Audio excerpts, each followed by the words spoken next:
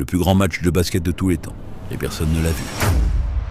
Barcelone, été 1992. Pour la première fois, des joueurs NBA sont autorisés à représenter leur pays aux Jeux Olympiques. La Dream Team débarque, avec l'équipe la plus légendaire jamais assemblée. Jordan, Magic, Bird, Barkley, Pippen, Malone.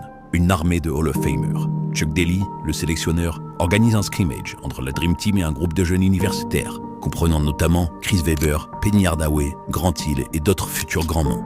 L'objectif, motiver les vétérans, les tester et leur faire comprendre qu'il faut prendre chaque match au sérieux.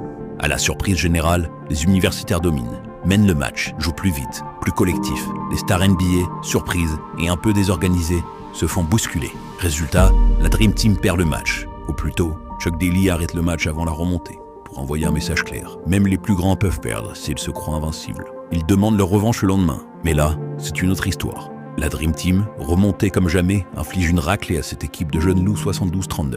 Et leur honneur est sauvé. Mais avant même que les jeux ne commencent, une question flotte dans l'air.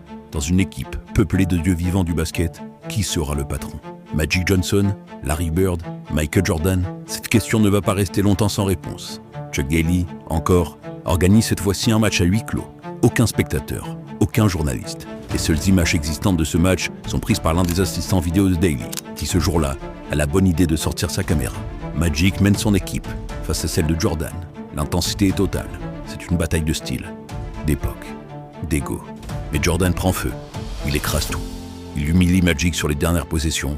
Et à la fin du match, il rejoint Larry et Magic dans les vestiaires, allume son cigare et lâche devant les deux légendes. Il y a un nouveau shérif en ville. Grâce à ce match, Jordan devient dans le jeu et sans contestation le patron de cette équipe. Magic en est son leader vocal. Et évidemment, comme tout le monde s'y attendait, les jeux vont être une boucherie. L'équipe est bien trop forte et ne laisse aucune chance à ses adversaires. On retient évidemment cette preuve de domination des USA, mais surtout ce match légendaire, caché de tous. Michael Jordan dira même que c'est le plus grand match qu'il ait jamais joué. 10 Hall of Famer, pas de coaching et une passation de pouvoir légendaire. Je raconte tous les jours les moments les plus fous du sport. Alors si tu connais d'autres moments iconiques comme celui-là, écris-le moi en commentaire.